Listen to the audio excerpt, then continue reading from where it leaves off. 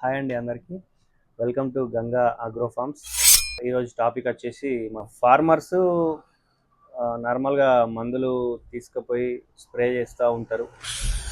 So dose ఎక్కువ అయితే danger అని చెప్పేసి కొంతమంది మిగిలిన దాన్ని పక్కన పెడతారు. మళ్ళీ సీజన్ వచ్చేసరికి ఆ మందు తీస్తే అది దేనికి కొట్టాలా, ఎంత కొట్టాలా, ఏంది ఆ అవగాహన అనేది ఉండదు. సో మళ్ళీ డీలర్ దగ్గరికి, ఫర్టిలైజర్ షాప్, పెస్టిసైడ్ షాప్ అతని దగ్గరికి వెళ్ళి అడుగుతారు. సో కొద్దిపాటి అవగాహన అనేది రైతుకు కూడా కల్పించడం అనేదే మన గంగా అగ్రో ఫార్మ్స్ యొక్క ఉద్దేశం.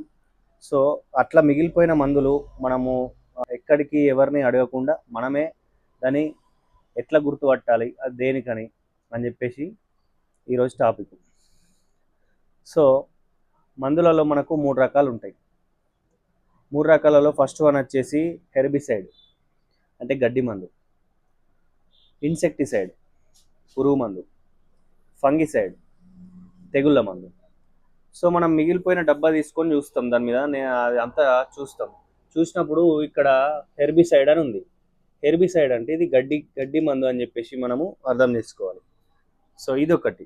ఇంకోటి పురుగు మందు ఏదన్నా మిగిలింది ఉన్నది మనకు తెలియదు, దేంది గడ్డి మందా పురుగు మందా ఏది తెలియదు. సో ఇక్కడ చూస్తే మనకు ఇన్సెక్టిసైడ్ అని ఉంటుంది, ఇన్సెక్టిసైడ్. సో ఇట్లా దీని ద్వారా మనం ఏది దేనికనే తెలుసుకోవచ్చు. ఇక్కడ ఫంగిసైడ్, సిస్టమేటిక్ ఫంగిసైడ్ అని ఉంటుంది.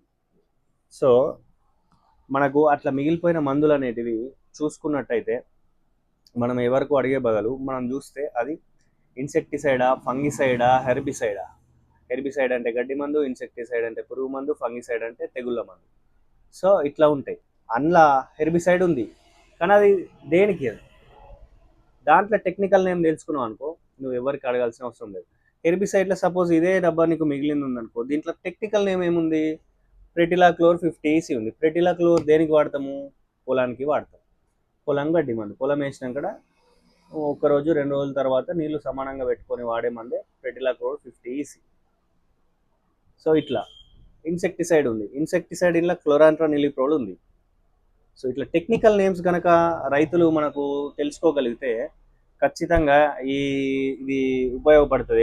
ఎవరి దగ్గరికి వెళ్ళి కూడా మనకు ఇన్ఫర్మేషన్ దాని గురించి దీని గురించి తెలుసుకునే అవసరం ఉండదు.